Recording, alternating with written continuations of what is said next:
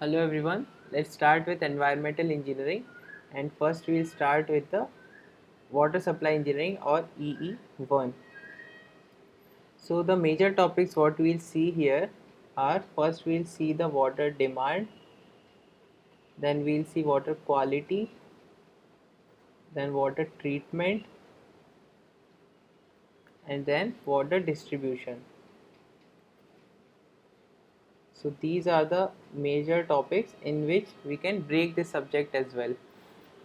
So first let's see the water demand. Now we already know that we have the requirement of water as per our daily uses.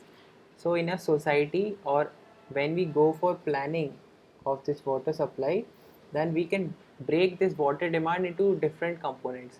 First we can say we have this domestic water demand, and if industries are there, then industrial water demand will be there. Similarly, some institutes will be there, or some commercial buildings will be there, so commercial water demand will be there.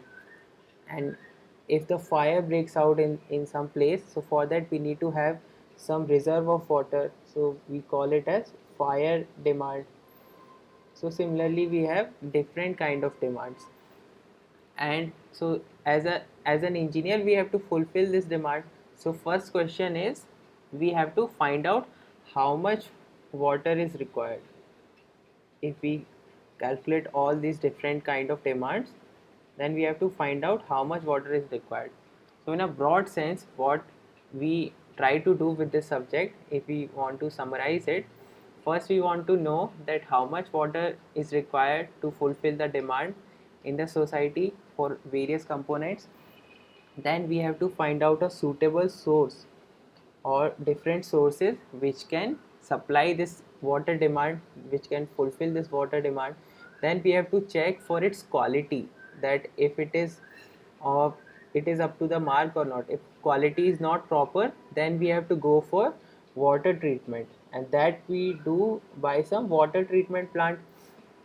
So we have to make this water treatment plant for this, the quantity of water which is required. So for that quantity we have to make this water treatment plant. Then after this treated water we have to supply to the society, to the different places. So for that we need to have a water distribution network. So these are the various steps we go for when we try to fulfill the water demand in a society. So we are here on the water, this first step, that is calculating how much water is required.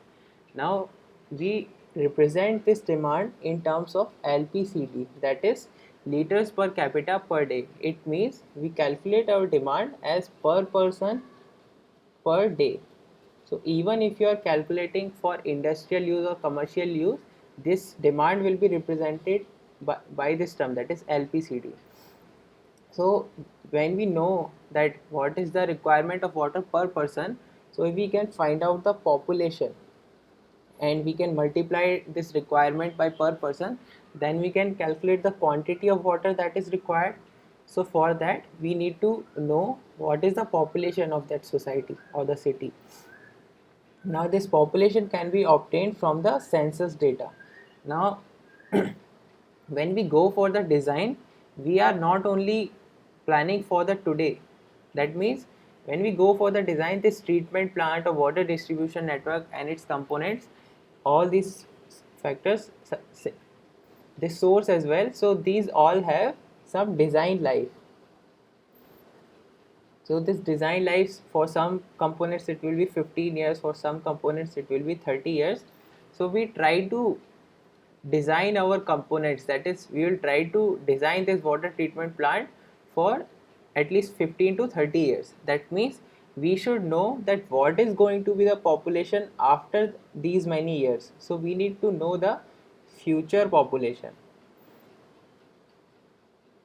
to design these components. So here we'll see how do we find out this future population. So there are various population forecasting methods.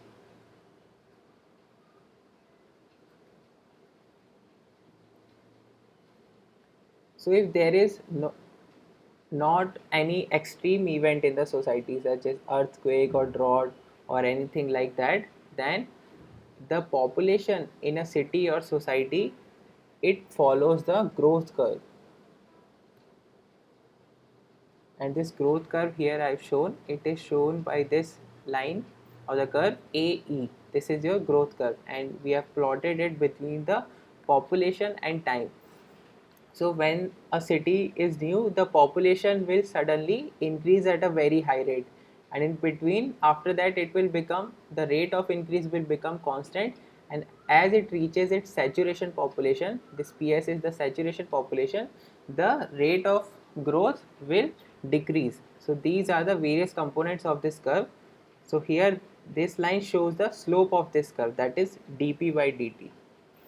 So if you want to know what is the dp by dt, that is slope of this curve in this part AB, so dp by dt here it is proportional to P, that is the existing population.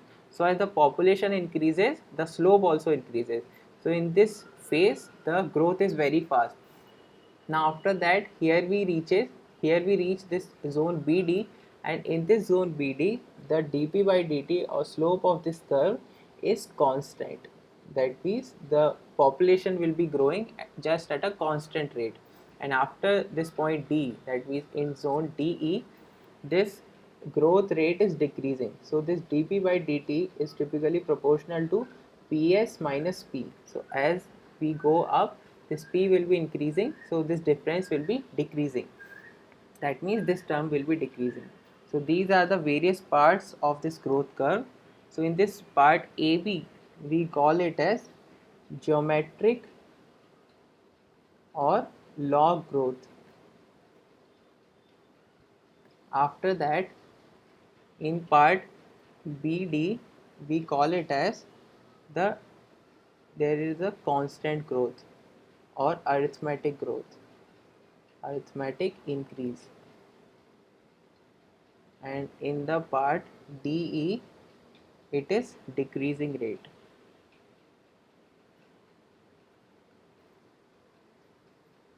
So these are the various parts.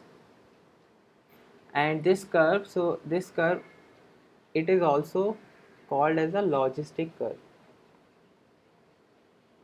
Now depending upon at which state are we in for a city, that means at what time instant we are talking about a particular city. If it is a new city, then this growth will be very high. If it is a comparatively older city, then this growth rate will become constant, and if it is reaching its saturation, then growth rate will be decreasing. So there we have these various population forecasting methods, and these methods depend upon on which time we are talking about a particular city. So the decision will depend upon the designer who is finding out a population. But here we have some of the methods that we use to find out the population. So we'll see that, starting with arithmetic increase method.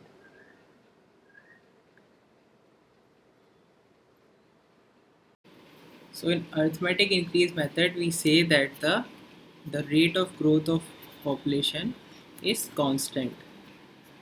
That is dp by dt is a constant. Now if you solve this integration, so we can get p2 minus p1 is equal to k into t2 minus t1. So for our actual use, we will use the formula as Pn is equal to P naught plus Nx, where x is the average increase in the population over the decades, and N is the number of decades. So P naught is the starting population or the initial population, and Pn is the population after n decades. Now this formula is derived from only from this formula. This is written in a different way. So in our actual problems, we get the data like this: P0, P1, P2, P3. That is, for different decades, we'll have the population data available, because we have the census is done every 10 years, once every 10 years. So from here, from using this data, we can calculate the increase in the population for every decade. So here the increase would be P1 minus P0, here it would be P2 minus P1, here similarly P3 minus P2, Now this term, if you look, it is similar to this left hand side. So if you average this term, that is if you divide it by the, so first of all we do the summation of increases, then we divide it by number of decades, and in this case it is 3.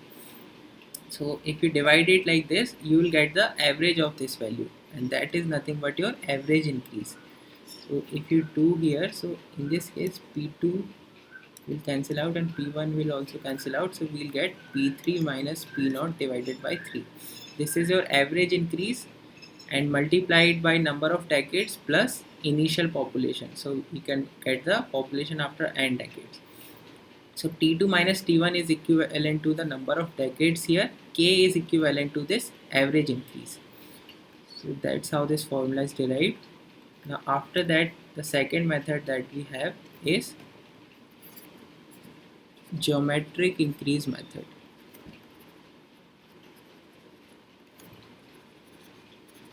Now in this case, what was happening, after every decade the increase is constant, that is you can compare it to simple interest, that is every time this increase will be a constant value, whereas geometric increase is similar to the compound interest. So let's see that. So here what we say, here the percentage growth rate is constant. So percentage growth rate constant means, let's say the percentage growth rate is 10%. Now initially let's say the population is X. Now after one decade, that is n equal to 1, what will be the population with this increase? It would be 1.1x. Now when we talk about the next decade, so it will start with 1.1x. Now on this 1.1x, the 10% increase will happen. So how much will be the population? 1.1x plus 10% of this value, that is 0.11x, which is equal to 1.21x. So here compounding is happening every time. So whatever the increase is there in one decade, in each decade, the next increase will happen over this increase. So that is similar to your compound interest. So formula also here is similar to compound interest. So here we find out the population after n decades as Pn is equal to P naught 1 plus R upon 100 to the power n. So R is the percentage growth rate here, and rest of the things have same meaning as earlier. This is n is number of decades, P naught is the initial population, and Pn is the population after n years. Now to find out this growth rate, we have different formulae. So first one here is, we can find it as R is equal to T root of P2 by P1 minus 1. So here P1 is the initial population and P2 is the final population, and T is the number of decades between P1 and P2.